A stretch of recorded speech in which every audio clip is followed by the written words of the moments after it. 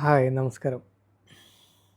ഇന്ന് നമുക്ക് ജിമ്മിൽ പൊതുവെ ആളുകൾ ചെയ്യുന്ന ഒരു മിസ്റ്റേക്ക് അഥവാ വാമപ്പ് സ്ട്രെച്ചിങ് ഒഴിവാക്കുന്നതായിട്ട് നമ്മൾ കാണുന്നുണ്ട്.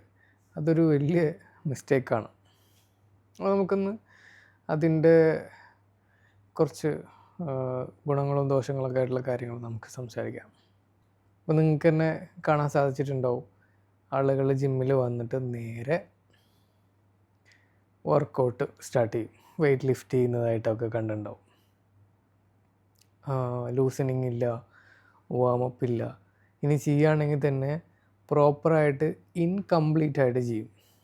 ജസ്റ്റ് ഒരു റിസ്റ്റ് റൊട്ടേഷൻ, ഒരു ഹാൻഡ്സ് റൊട്ടേഷൻ ചെയ്തിട്ട് അവർ നേരെ പോയിട്ട് എന്ത് ചെയ്യും, വെയ്റ്റ് ലിഫ്റ്റ് ചെയ്യും, ഹെവി വെയ്റ്റ് ആവാം. അപ്പോൾ ഇതിൻ്റെ ഒരു പ്രോബ്ലം എന്താണെന്ന് വെച്ചെങ്കിൽ നമുക്ക് ഇഞ്ചുറി വരാനുള്ള സാധ്യത വളരെ കൂടുതലാണ്.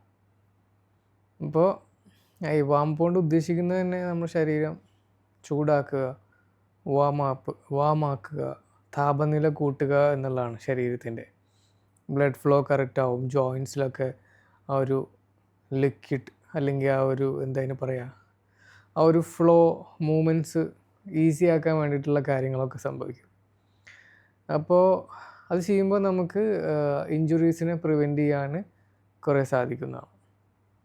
പിന്നെ വർക്കൗട്ടിന് ശേഷം ഒന്നുകിൽ സമയമില്ലാത്തതുകൊണ്ടാവാം, അല്ലെങ്കിൽ ഇതിനെക്കുറിച്ച് വലിയ ധാരണ ഇല്ലാത്തവർ എന്ത് ചെയ്യും, വെയ്റ്റ് ലിഫ്റ്റ് എല്ലാം കഴിഞ്ഞ് നേരെ കാർഡിയോ ചെയ്യുന്നവരുണ്ടാവും, ഇല്ലെങ്കിൽ നേരെ ഇറങ്ങി അങ്ങോട്ട് പോവും. അപ്പോൾ അതുകൊണ്ടുണ്ടാകുന്ന പ്രശ്നം എന്ന് പറയുന്നത് നമ്മുടെ ബോഡി സ്റ്റിഫാവും, പ്രോപ്പറായിട്ട് റിക്കവർ കിട്ടാതിരിക്കുക. വെയ്റ്റ് ലിഫ്റ്റിന് ശേഷം പ്രോപ്പറായിട്ട് ഒരു കൂൾ ഡൗൺ പീരീഡ്, ഒരു 2 മിനിറ്റ് 3 മിനിറ്റ് മാക്സിമം 5 മിനിറ്റ് സമയം ഉണ്ടെങ്കിൽ എടുക്കാം. അതിനുശേഷം പ്രോപ്പറായിട്ട് സ്ട്രെച്ച് ചെയ്യുക.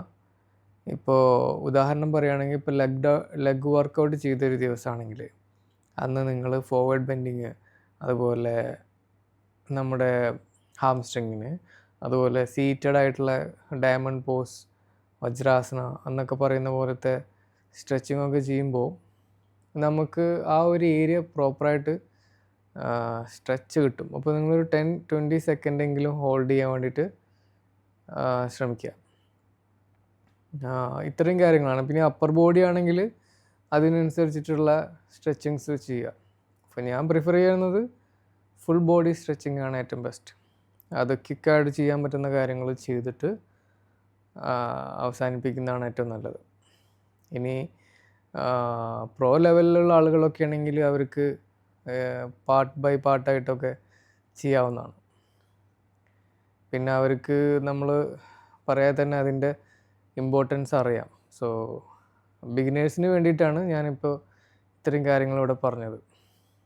അപ്പോൾ വീഡിയോ ഇഷ്ടമായെങ്കിൽ ഫോളോ ചെയ്യുക, ലൈക്ക് ചെയ്യുക. എന്തെങ്കിലും സംശയങ്ങളുണ്ടെങ്കിൽ കമൻറ്റിൽ രേഖപ്പെടുത്തുക. അതുപോലെ എന്തെങ്കിലും പുതിയ വീഡിയോ ചെയ്യേണ്ടതായിട്ടുണ്ടെങ്കിൽ, അല്ലെങ്കിൽ നിങ്ങൾക്ക് എന്തെങ്കിലും ഇനി പുതിയതായിട്ടൊരു കണ്ടൻറ്റ് ചെയ്യണം എന്നുണ്ടെങ്കിൽ അത് നിങ്ങൾക്ക് കമൻറ്റിൽ രേഖപ്പെടുത്തുക.